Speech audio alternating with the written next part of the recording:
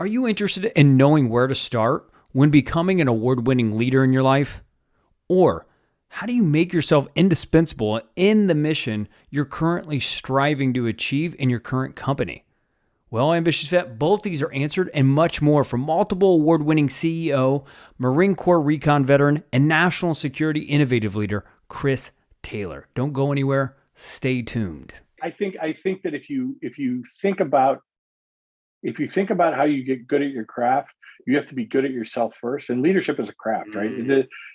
Leadership is not a billet. It's not anything. It's a way of life. Spring is officially here. As we welcome sunny days and warmer temps, I'm finding myself in full swing spring cleaning mode. I'm not limiting my spring cleaning practice to only my physical space. No. I'm also taking this opportunity to clear out unnecessary clutter and distractions in my own head. Want to know my secret weapon for this, Ambitious Vet? Well, it's my Full Focus Planner. Save 10% with my link, plus get a free pack of Full Focus stickies when you select an annual subscription now. The link is fullfocusplanner.com/ambitious vet. It's trusted by leaders at Coca-Cola, Amazon, and Chick-fil-A. It also comes with a dummy proof for us crayon eater Marines like myself, with a podcast, quick tutorial guide, and FAQs, so we can't make the excuse to become more in our life. Go ahead and check out the link fullfocusplanner.com/ambitious vet. It's time to get into the trenches, dig into your purpose, and fire up your life's fulfillment. The Ambitious Vet Podcast starts now.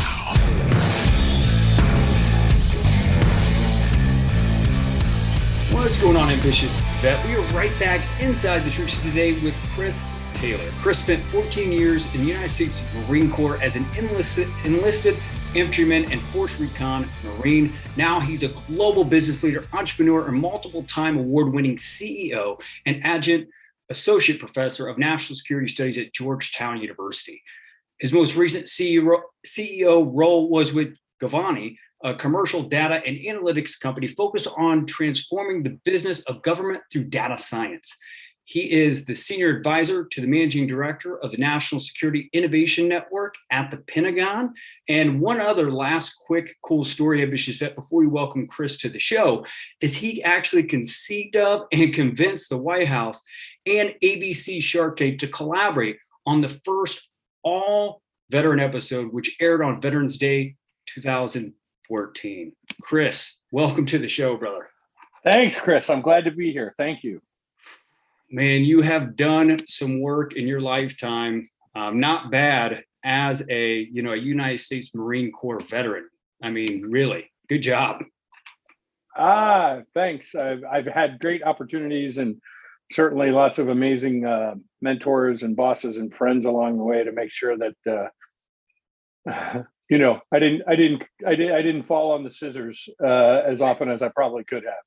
Wow. Well, it sounds like you kind of picked up on just becoming a lifelong learner from very beginning. So I acknowledge you for that. So Chris, we're excited. I mean, really the intention behind this show is for this ambitious vet that's listening to this right now to get the critical insights on how to look for opportunities, really to take responsibility in life, which, as I was saying just offline, you have been pretty much an expert at since getting out of the United States Marine Corps after 13 years. But let's go ahead and dive into that transition story, Chris. Like, you got out as an infantryman and Force Recon Marine after 13 years. Tell us that transition story.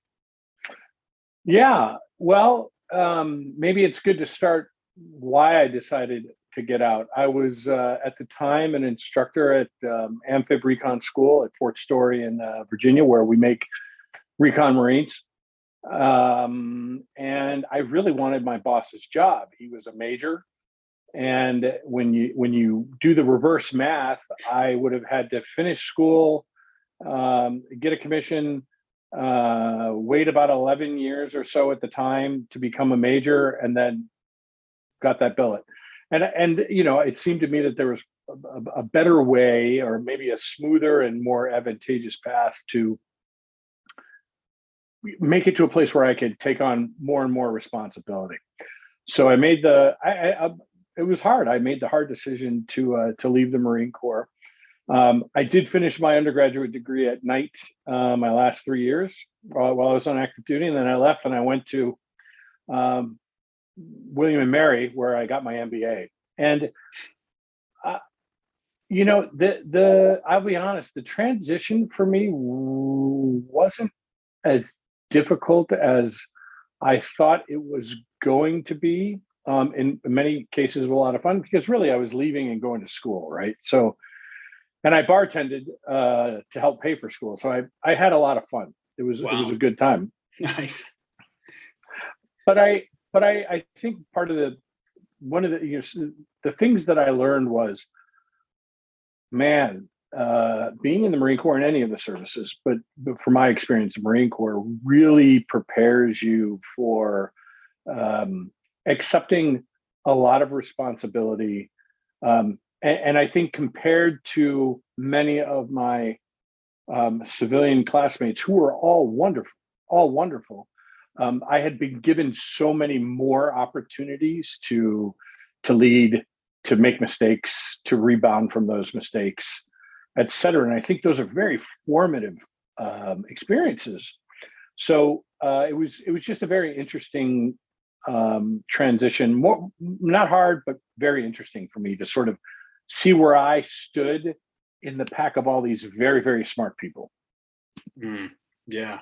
And what was that first role that you kind of found getting out of the Marine Corps? Because even inside of your 13 plus year Marine Corps career, I mean, you won multiple awards for stepping up, being responsible, meritorious awards, distinguished leadership graduate at Amphibious Reconnaissance School, class commander at Marine Corps Combative Diver Course. I mean, you really were a stud in the Marine Corps.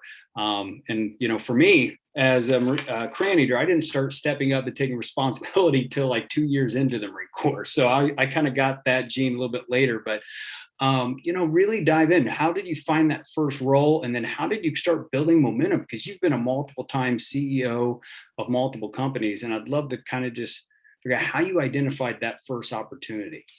Yeah. So, going into business school for my MBA was great. And I ended up being the president of the class. And I think what I learned there was,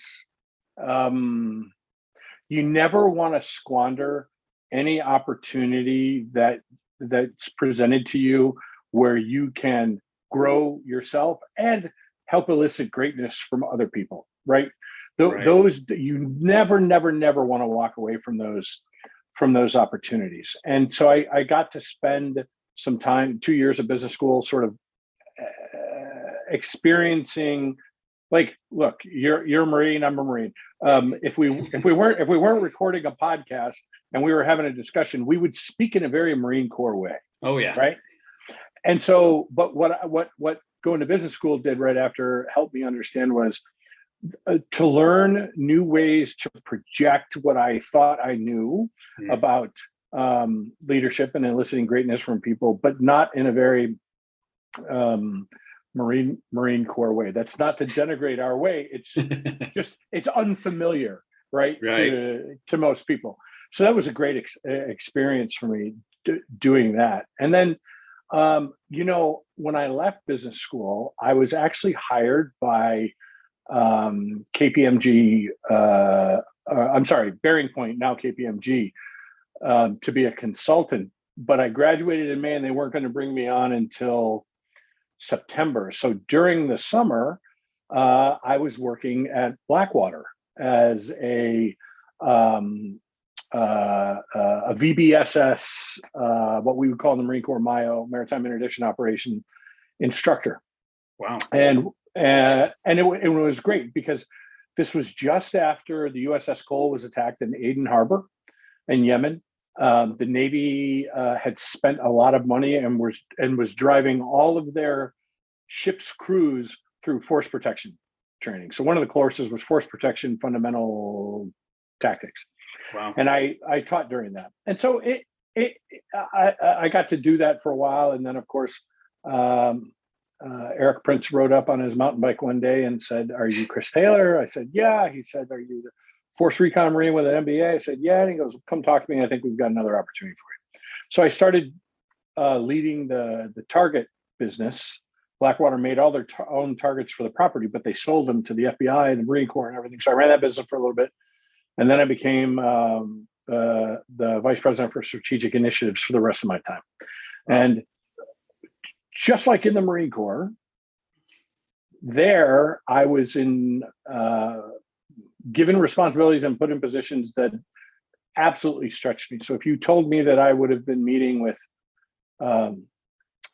kings and prime ministers and despots and people from all over the world, I would have not believed you. So I got a lot of real world experience. So in the Marine Corps, I got a bunch of real world experience, and after the Marine Corps, I got a lot more different type of real world experience. And then after having that experience, I said, "Man, I've got all of these things that have happened, but I don't really have lenses or structures to push them through so that I can get the best understanding from them." So I went back to grad school up at the Kennedy School at Harvard, and I was amongst everybody. You couldn't walk anywhere without meeting smart people everywhere. Very different views, very different thoughts on what was going on in the world and how it was happening. But it was a wonderful experience, and helped me elevate my ability to take the life experiences I've had and then push them into something that could make me better. Plus, I was there at a really good time because former Secretary of Defense Ash Carter was my advisor, and John White, who is former Deputy Secretary, who tragically has passed away, I had a class with him, and Sarah Sewell, who is a world-renowned human rights thinker, I had her for an American War and Ethics class. So I got exposed to really smart people who really pushed me hard to make more of and more sense of the experiences I had. Wow. That's a really good way to put it. And Ambitious Vet, if you're listening to this, look for that challenge. But also, when you're looking for that challenge, put yourself in the right rooms for people like Chris did to find your potential and pull it out of you, challenge you, stretch you, right? If you're not uncomfortable out of the uniform, you're not growing, right? Same thing as when we were in your respected branches. If you were comfortable, something bad was going to happen. Someone was going to come up and NJP you or get you, to be like, hey, you got to be PTing harder or something, right? So you've got to be constantly uncomfortable to be growing. That's what I heard from that, Chris. Is there anything you would add to that? Yeah, look, I think comfort. Well, look, everybody has a different type of transition. Some are very linear, so that your discomfort and your ability to deal with it grows sort of in a straight line. Some of us experience, sine curves all over the place that, we threw ourselves in too deep a water and we needed some help to get out. But I think no matter what, the way to get the most out of your experience in the military is to test drive it everywhere you can when you get out of the military, right? Mm. And it has to start first with you. You're not testing other people first by any means. You need to be testing yourself. What do I really know? What do I really feel? And when you're sitting by yourself, in the dark and really doing some self-reflection and being completely honest with yourself, that's when you say, I could have handled this better. I should have known that it's the comfort of sending a message to someone the way that I want to send it is less important than framing it such that they can receive it in the way that I want them to receive it. Mm. All of those types of things. You should really be actively involved in your own growth and development. And it starts the moment that you get out. Wow. I love that war cry right there. So yeah, I mean, you are 100% to me the responsibility guy. Once we first met and we connected for the pre-interview, I was just like, wow. Being a guy, a Marine, not just an average guy, but a Marine that got out and was responsible for a company going from 185 million to 800 million growth in just 3 years, I think it was. Being responsible for that, being responsible for 5+ boards that you are a part of, just being responsible for all the amazing work that you've been able to do in the national security sector. What is responsibility for you, Chris? Well, look, I mean, I thank you for that's very kind of you to say, but I think I could also be a poster child for sometimes trying to take on too much responsibility. So that one of the lessons I've learned is confident, developed men and women who leave the military and want to jump into the civilian world do so with a lot of, as my mom would say, vim, vigor, and vitality. And it's very easy to take on too much, and you sort of have to learn. You have to learn for yourself where that line is, because anything below that line, it's learning, it's growth. You're establishing relationships, and you're doing great things. Once you start to get above that line, where it's just a little too much for you to handle, and you keep going, your performance starts to suffer. Your how you're viewed starts to suffer, and what's worse for me is I start to disappoint people, and so I never want to do that, right? I never want to disappoint someone that I've made a commitment to, right? So I think a lot of the responsibility has to be about a self-awareness about what you really can and cannot do. You don't. Nobody's Superman or Wonder Woman, right? There is what you can do and what you can do well and how you can contribute. And you have to be your own sort of life commander that says, I know how far I can go, I know what I can do, and I know what I can deliver. Above and beyond that, it's not great. And the reason I specify that is because being able to manage that properly leads to so many more opportunities to take on greater responsibility, have greater, I say authority, but really it's a greater opportunity to elicit greatness from more people, because there is no, the theory of the great man theory is dead. If it's not clear to everybody that we do our best work in teams and bringing people along and having them bring us along, it should be clear. And then, I think I share with you a quick story. When I was in business school, and we were getting ready for a big presentation, and I had a colleague who was from, in my class, on the team. He was from another country. And what I asked him to do was, would you run across the street and sign out a slide projector? We were using a slide projector, overhead projector, sorry. And he kind of looked at me and said, Chris, I don't feel comfortable taking on the responsibility to sign for a piece of equipment. And I have to admit, my very first reaction was, you gotta be kidding me. Like, you gotta be kidding me. Right. I've signed for millions of dollars of equipment before. You've got to be kidding me. But I later that night, when I was thinking about what happened, I said to I thought through this, and I was like, I don't think the person's incapable of taking that responsibility. I don't think this person was ever given the opportunity to accept responsibility and had been made safe to accept responsibility, right? Like I said, I had a lot of great mentors and leaders in the Marine Corps and in business who would allow me to get punched in the face, but they wouldn't let me bleed to death. They wouldn't let me get knocked out, or they'd allow me to get cut, but I wouldn't bleed to death. You know what I mean? Right. Yep. So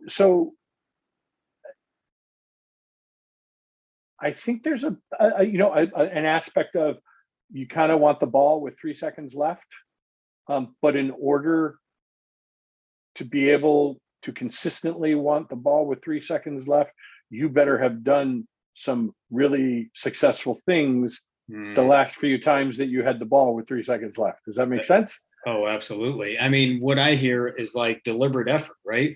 Kobe Bryant, he had that slogan of waking up at 6 a.m. and shooting 1,000 shots before anybody's awake, right? So whenever he does have that ball with 3-4 seconds left, it's already repetitive, unconscious effort for him. The game slows down, and it's all that pre-work that he did over and over again versus just taking 10 shots, taking an hour break, going to take 10 shots and stuff like that. That's kind of what I'm hearing.